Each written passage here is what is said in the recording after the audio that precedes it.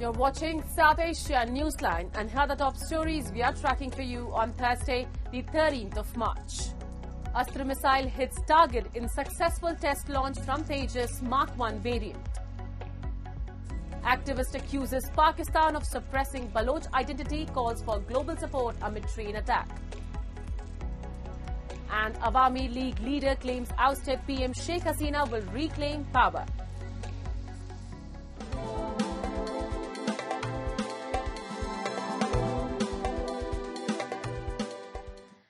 And now for all the details.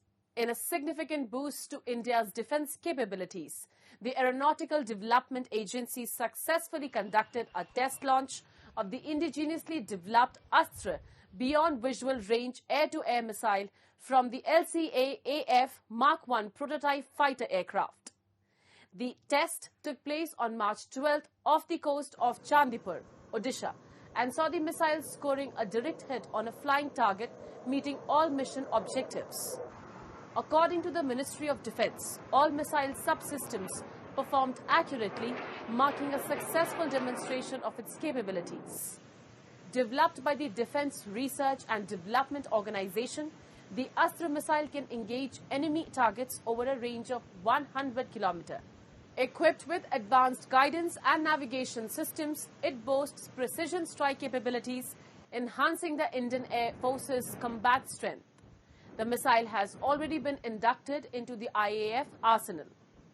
Moving on, the Baloch Liberation Army's attack on the Jaffar Express has reignited tensions in Balochistan. Activist Hakeem Baloch has urged the international community to acknowledge their demands rather than accepting Pakistan's narrative at face value. A report. Activist Hakeem Baloch, the focal person of the Baloch National Movement's Foreign Committee, has reiterated that the Baloch Liberation Movement will persist until Pakistan ends its control over Balochistan, as he emphasized that the international community must base its stance on facts rather than blindly accepting Pakistan's lies over the attack on the Jaffar Express. He said the train attack by the Baloch Liberation Army was a strategic move to send a message to the world that the Baloch are resisting military oppression. He further accused Pakistan of using military force instead of engaging in dialogue and responding to BLA's demand for a prisoner exchange, which he warned will only escalate the resistance. The activist also criticized foreign diplomats for condemning the attack, while ignoring Baloch demands for the release of political prisoners.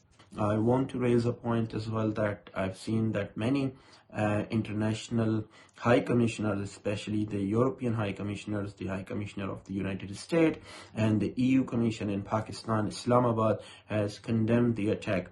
And in that attack, they are asking for the hostage releases, but they're ignoring the fact that the Baloch Liberation Army has put forwarded a statement where they are also demanding for the Baloch prisoners who are illegally detained, who are illegally, abducted without any proper cause, without any proof against them. They should be brought in front. They should be released.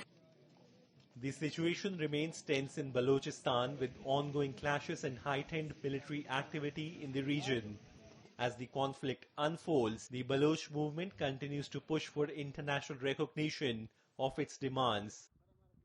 A recent congressional briefing in Washington has exposed Pakistan's systematic persecution of Hindus, Christians and other minority groups, with former Pakistani cricketer Danish Kaneria delivering a powerful testimony. Here's the full report.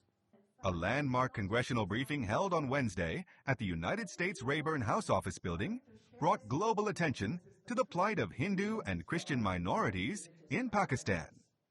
Organized by Hindu Action, the event saw participation from prominent U.S. lawmakers, human rights advocates, and media experts who highlighted ongoing religious persecution and human trafficking concerns.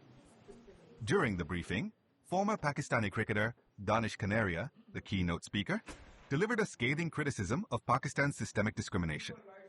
Kaneria, a Hindu, exposed how his cricket career was systematically sabotaged by religious discrimination. He revealed that Pakistan's cricket system excluded him from leadership roles, sidelined his achievements, and ultimately pushed him out of the sport. क्योंकि मेरे साथ भी ये discrimination वाली चीज हुई है, बहुत ज्यादा हुई है, मेरे कैरियर को तबाह किया है, खत्म किया है, और जिसकी वजह से जो इज्जत, इक्वल वैल्यूज मुझे मिलनी चाहिए थी वो नहीं मिली पाकिस्तान में, जिसकी वजह से हम यूएस में हैं अभी. Several other speakers also highlighted Pakistan's growing role in nurturing extremist networks that have fueled violence not just within its borders, but across the region. They warned that religious minorities in Pakistan continue to live under constant threat. The congressional briefing underscored a growing demand for the U.S. and global community to hold Pakistan accountable for fostering extremism, enabling persecution, and nurturing violence that threatens peace in South Asia and beyond. The discussion further exposed Pakistan's long-standing strategy of exploiting religious divisions to tighten internal control while spreading instability across the region. Amid mounting cases against ousted Prime Minister Sheikh Hasina, a senior leader of her Awami League party, has said that the ousted leader will return as Prime Minister of Bangladesh.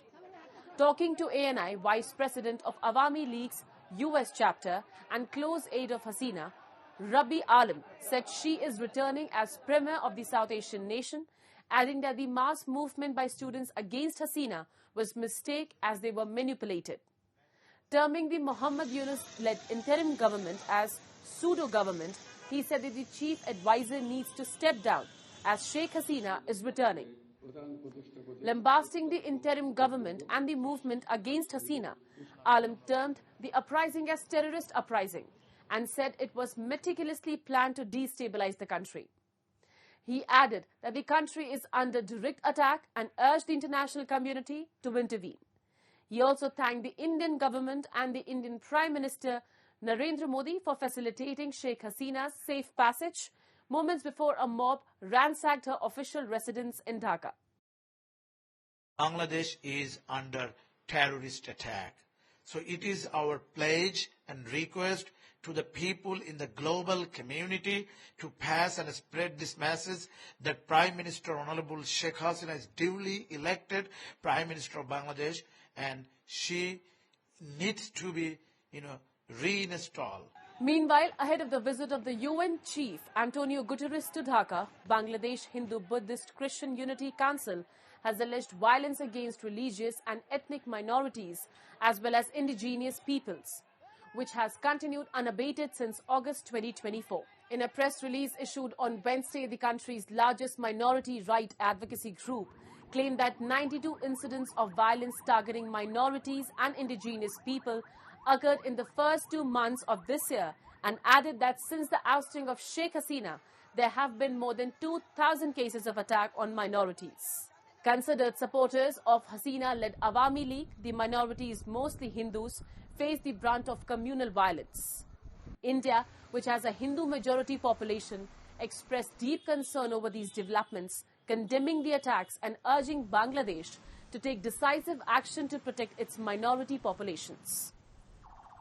Around 2,000 exiled Tibetan women in India's Dharamsala town held a protest march on Wednesday, commemorating the role of women in the 1959 Tibet uprising. The women protesters held posters and banners as they shouted slogans in the name of their homeland, Tibet. The march was organized by the Tibetan Women's Association, which seeks to foster the equality of Tibetan women in both their homeland and exiled communities. An uprising against Chinese rule in Tibet erupted in 1958 and troops crushed it the following year. The Tibetan Buddhist spiritual leader, the Dalai Lama, fled from the crackdown and was granted asylum in India. The Dalai Lama has lived mostly in Dharamsala, where his supporters run a small government in exile and advocate for autonomy for Tibet by peaceful means. In 1959, when whole of Tibet was illegally occupied by Chinese, so we had the same uprising, same movement done by Tibetan women in front of Potala Palace. So we are commemorating that, and we have been protesting since 1959. It's been the 66 years this year now. Our demand is very clear to ask help from the international organizations and the governments to free Tibet. Hundreds of widows in India's holy town of Vrindavan mark the Hindu festival of colours, Holi, with bright coloured dyes and flowers on Wednesday. The widows wearing white played games and threw petals and powdered dyes at each other. In traditional Indian Hindu society, women who have lost their husbands are considered unlucky and face social discrimination. In many parts of India, widows are not permitted to celebrate Holi or participate in other festivals. Vrindavan is considered to be a holy city in India and attracts many widows who can receive support there from non-governmental organizations. The festival of Holi heralds the beginning of spring and will be officially celebrated on March 14th this year. आज होली खेल रहे हैं। हाँ, ये तो होली वृंदावन का मौजा है, बहुत होली है, बहुत वृंदावन का होली सबसे बड़ा है और इधर सब लोग वृंदावन में होली खेलती है, यही तो बड़ा है। और हर साल की तरह हम यहाँ गोपीनाथ जी मंदिर में हमारी विधवा माताओं के साथ आज होली का महोत्सव सेलिब्रेट कर रहे हैं और हमें यही आशा है कि विधवा माताओं का जो हर समय से सफेद कपड़ों में रहती हैं, उनका पूरे साल में हर दिन ऐसे ही खुशी भरा रहे, प्रेम भरा रहे और उनका जीवन में इन प्यार भरे रंगों से बिल्कुल भरा रहे। That's all in tonight's edition. We will see you same time tomorrow. Good night.